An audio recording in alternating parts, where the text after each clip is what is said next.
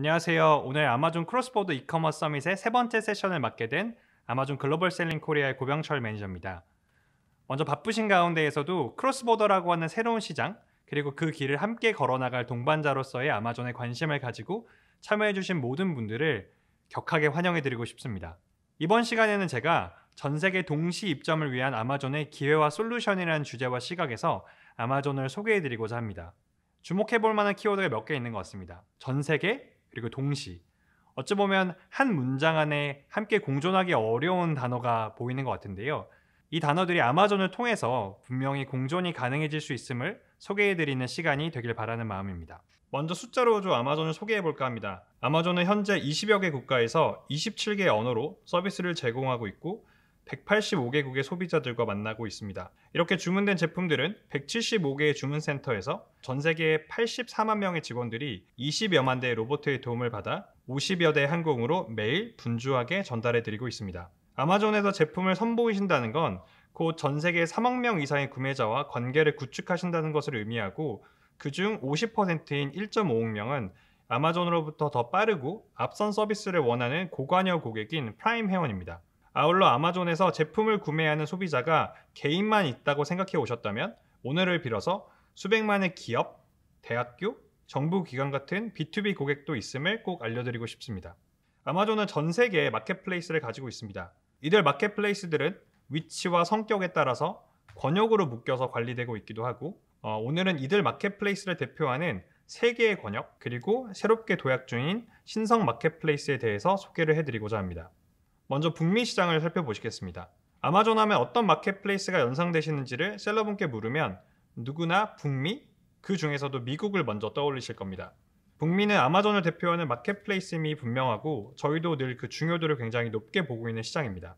아마존의 시작이 있고 그 심장부라고 할 수 있는 이곳은 아마존이 입점을 원하시는 분들이 성공 신화를 쓰실 수 있는 그 교두보가 되어주는 역할을 해주는 곳입니다. 오늘 세션에서는 특히 그 북미에서도 최근 주목할 만한 성장세를 보이고 있는 캐나다를 좀 강조해서 설명이 드리고 싶은데요. 캐나다는 최근 7년 사이에 이커머스 시장이 무려 4배가 커지는 굉장히 빠른 성장세를 보이고 있고 이는 미국 시장의 성장세보다 2배 이상 빠른 속도입니다. 그들은 미국과 굉장히 유사한 문화를 공유하고 있기 때문에 미국에서 성공 방정식을 풀어내실 수만 있다면 캐나다에서도 유사하게 대입이 가능하실 것으로 생각됩니다. 북미에서의 성공이 모든 곳에서의 성공을 담보해주진 않겠지만 그 성공에 필시 뒷받침되었을 아마존에 대한 깊은 이해가 다른 마켓플레이스의 고객들의 마음을 공략할 무기가 되어줄 것임은 분명합니다. 다음 살펴볼 마켓플레이스는 아시아, 그 중에서도 가깝고도 먼 일본입니다. 일본은 GDP 기준 4.9조 달러로 세계 3위를 차지하는 경제 대국입니다. 일본에서 연간 판매되는 아마존의 매출액은 총 160억 달러로 최근 환율 기준 약 19조 원 정도입니다. 일본에서의 아마존의 위상은 어떨까요? 일본에서 운영되는 온라인 사이트별 트래픽 기준을 살펴보면 아마존은 3위에 해당되며 이는 전자상거래 업체들 중 1위입니다. 아마존의 경쟁사로 꼽히는 라쿠텐은 현재 7위를 기록하고 있음을 확인하실 수 있고 같은 맥락에서 브랜드 파워를 살펴봤을 때도 일본 전자상거래 시장에서의 아마존은 전체 브랜드 중 3위, 전자상거래 사업자 중에서는 1위입니다. 마찬가지로 라쿠텐은 18위를 기록하고 있는 격차를 확인하실 수가 있습니다. 이렇게 소비자의 선택을 받은 상품들은 일본 전역에 위치한 13개 FBA 물류센터를 통해서 배송을 진행하고 있고 당일 배송으로는 약 84%, 이길 배송으로는 전체 물류의 약 97%를 소화하고 있습니다. 그리고 마지막으로 아마존을 대표하는 마켓플레이스인 유럽을 살펴보시겠습니다. 유럽은 최대 경제 공동체인 EU5라 불리는 영국, 프랑스, 독일, 이탈리아, 스페인 이 5곳의 마켓플레이스를 가지고 있고 이들을 통해서 저희가 다가갈 수 있는 시장은 무려 5억의 인구입니다. 이들 5개의 마켓플레이스에서 발생하는 연간 온라인 구매액은 EU 전체의 80%를 넘어설 정도로 크고 정확한 숫자로 말씀드리자면 276조 원 규모의 EU 전체 온라인 구매액 중에 226조 원의 규모에 해당하는 수준입니다. 유럽은 앞서 소개해드렸던 미국이나 일본과는 달리 조금 더 어려운 셀러의 신원 확인 절차를 두고 있습니다. 그만큼 많은 시장의 기회로 연결되는 만큼 더 까다로운 절차를 두고 셀러를 확인하는 과정이 있다고 이해해 주시면 좋을 것 같습니다. 제가 지금까지 이 아마존의 주요 마켓플레이스들이 여러분께는 새로운 기회의 장이 되기를 바라는 마음으로 각 마켓플레이스의 시장성과 잠재력에 대해서 소개를 해드렸는데 그럼 이쯤에서 저희의 목소리가 아닌 실제로 이 마켓플레이스에서 새로운 확장을 시도하고 계시는 셀러분들의 생생한 목소리를 들어보는 시간을 갖겠습니다. 아모레퍼시픽 데일리뷰티의 이커머스 팀 사례를 소개해드립니다. 안녕하세요. 아모레퍼시픽 데일리뷰티 글로벌 이커머스 팀에서 근무하고 있는 이선우입니다. 저희는 아모레퍼시픽에서 미장센,려, 해피바스와 같은 브랜드를 담당하고 있는 데일리뷰티 글로벌 이커머스 팀입니다. 올 3월에 미국 마켓플레이스에 먼저 입점을 하였습니다. 처음에는 소비자에게 직접 판매하는 방식에 대한 내부의 경험이 적고 아마존이라는 플랫폼이 처음이라 시행착오를 겪었습니다만 셀러 센트럴 운영 방식을 익히면서 FBA를 활용하여 배송을 진행하다 보니 큰 어려움 없이 진행할 수 있었습니다. 저희 제품들은 이미 다른 한국 판매자들로부터 미국 아마존에 판매가 되고 있었는데 저희는 초반부터 브랜드 오너로서 활용할 수 있는 키워드 광고, 브랜드 강화 콘텐츠, 브랜드 전용관 등을 통해서 브랜딩에 초점을 맞추어 진행을 했습니다. 아마존 마켓플레이스 중에 미국이 가장 크다고 알고 있지만 저희는 일본도 같이 운영하고 싶은 생각이 있었고 미국 시장 운영을 통한 아마존 체계에 익숙해질 때쯤이 5월에 아마존 일본 입점을 마켓플레이스를 확장하게 되었습니다.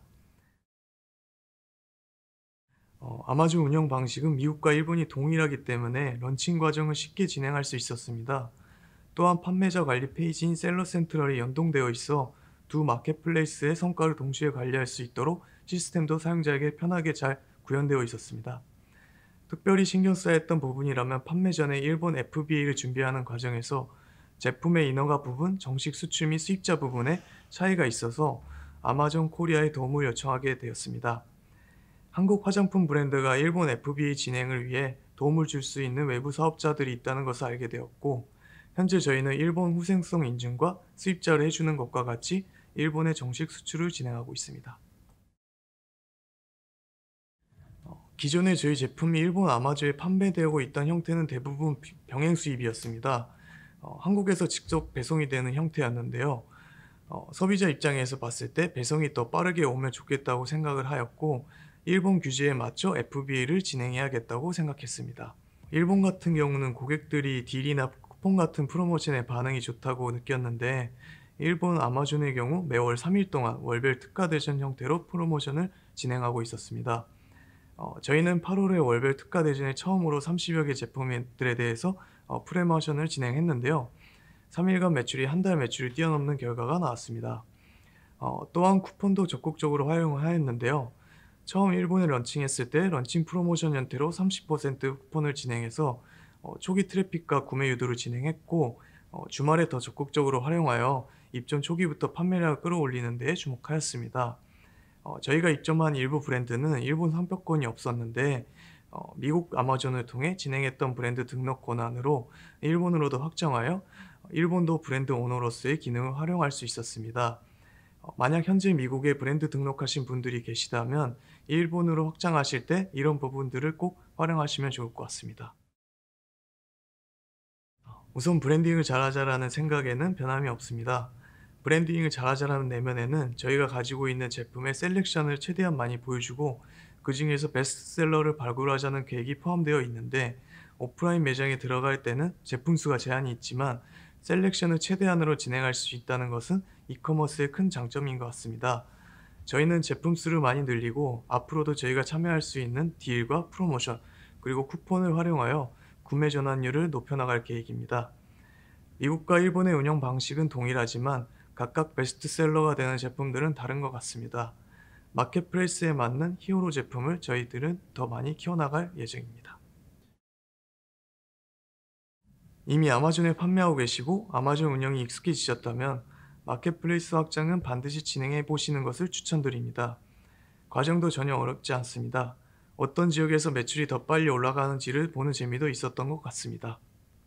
여러 번 강조해드리지만 여러분께 기회는 미국, 일본, 유럽과 같은 단일 국가나 단일 마켓플레이스가 아닌 이 전체를 여러분의 기회라고 생각해 주시면 좋겠습니다. 그리고 또한 이 새로운 시장에 대한 도전이 결코 내가 다가가기 어렵고 범접할 수 없는 어려운 일이 아니라 굉장히 쉽고 그를 위해 아마존도 굉장히 준비되어 있음을 말씀드리고 싶습니다. 앞서 소개해드린 시장 이외에도 아마존은 호주, 인도, 그리고 싱가포르과 같은 새로운 마켓플레이스에서도 새로운 기회를 열어드리기 위해 노력 중입니다.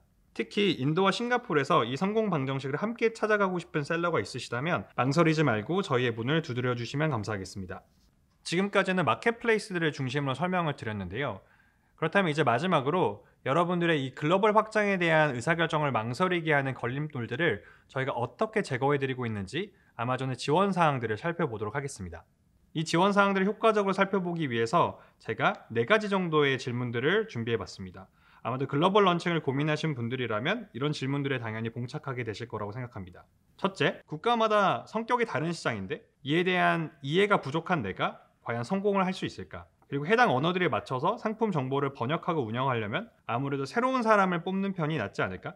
그리고 제품을 판매하기 위해 배송을 하게 된다면 권역마다, 국가마다 별도로 재고를 보내야 되지 않나? 그리고 마지막으로 본격적으로 판매가 시작되면 그 국가별로 성과를 관리하기 위해서 국가마다 따로따로 성과 관리를 해야 하진 않을까? 이 4가지 정도의 질문들이 있을 거라고 생각이 들고 각각의 질문들의 순서에 맞춰서 저희 지원 사항들을 풀어서 설명해 드리려고 합니다. 첫 번째, 국가별, 시장별 특성에 따른 이해를 올려드리고 이들에 대한 도움을 드리는 건 아마존 글로벌 셀링 코리아의 가장 높은 우선순위로 차지하고 있는 그런 과제일 거라고 생각합니다. 물론 모든 셀러분들께 1대1로 담당자가 매칭되는 것에는 좀 어려움이 있겠지만 시장에 대한 이해를 도와드리기 위해서 지속적으로 많은 셀러 세미나와 컨퍼런스를 운영 중에 있습니다. 두 번째는 언어 번역 부분일 텐데요. 예를 들면 미국에서 판매하시는 제품을 일본이나 유럽에 판매하신다면 그 나라의 소비자들에 맞춘 번역부터가 그 출발선상에 있을 텐데 아마존은 자체적으로 교차 런칭을 쉽게 하실 수 있도록 상품에 대한 번역 서비스를 제공해드리고 있습니다. 그렇기 때문에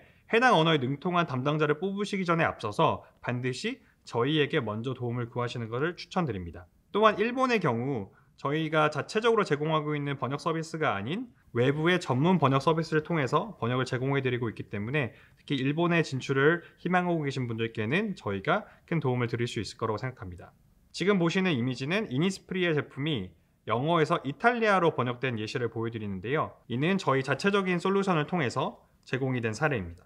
세 번째로 배송 부분입니다. 상품이 소비자로부터 선택을 받으면 이제는 소비자의 손에 도달할 수 있도록 배송을 하시게 될 텐데요. 이에 대한 편의성을 높여드리기 위해서 주요 권역 내에서는 물류를 통합해서 운영 중에 있습니다. 이는 모든 마켓플레이스 간에 허용되는 것은 아니고 물류의 통관의 허가를 받은 마켓플레이스에 한해서 제공을 드리고 있긴 합니다. 그 대표적인 예로 오늘은 나르프라고 하는 북미 지역 배송 프로그램을 소개해드리고자 합니다. 여러분이 북미 지역에 미국, 캐나다, 멕시코 세 나라에 물건을 판매한다고 가정해 보겠습니다. 이 세 나라에 각각 수요를 따로따로 예측하고 그에 맞는 물류를 따로 보내는 게 쉬우실까요? 아니면 세 나라에 판매할 모든 물류를 예를 들면 미국 한 곳에 그냥 보내두고 판매량에 따라 자동으로 배송되도록 하는 편이 쉬우실까요? 당연히 후자일 거라고 생각이 들고 그게 바로 소개해드리려고 하는 나르프입니다. 예를 들면 총 300개의 재고를 판매하시려는 계획이시라면 미국, 캐나다, 멕시코에 각각 판매 예상치를 따로따로 보내시는 게 아니라 미국으로 한 번에 300개 재고를 전체 보내놓고 이후에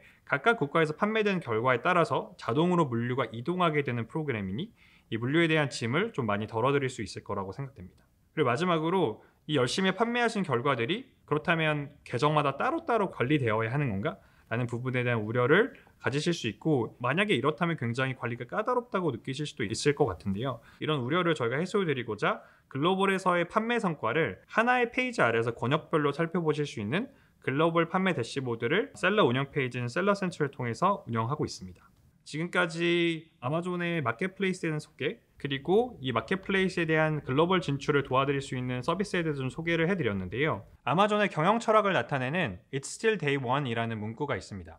앞으로 만나보실 세션에서도 이를 인용하는 부분을 굉장히 많이 듣게 되실지도 모르겠는데요. 이는 오늘이 바로 새롭게 변화해가는 흐름에 발맞추며 나아가는 그 첫날이고 그 첫걸음을 통해서 아주 거대한 미래를 준비하자는 의미입니다. 저희는 새로운 셀러분들이 아마존을 향해 내딛는 그 첫걸음, 그 첫날이 더 편리하시길 그리고 더 큰 미래를 꿈꾸실 수 있기를 바라는 마음으로 꾸준하게 그리고 여러분이 생각하시는 것보다도 훨씬 더 빠르게 변화하고 있습니다. 그 여정을 함께 할 수 있는 여러분의 데이원이 머지않아 시작되실 수 있기를 희망하면서 오늘의 이 세션이 그 용기와 그 열정에 시위를 당기는 시간이 되셨기를 바랍니다. 이상 아마존을 통한 글로벌 런칭과 그에 대한 지원 프로그램들을 소개해드린 고병철 매니저였습니다. 경청해주셔서 감사합니다.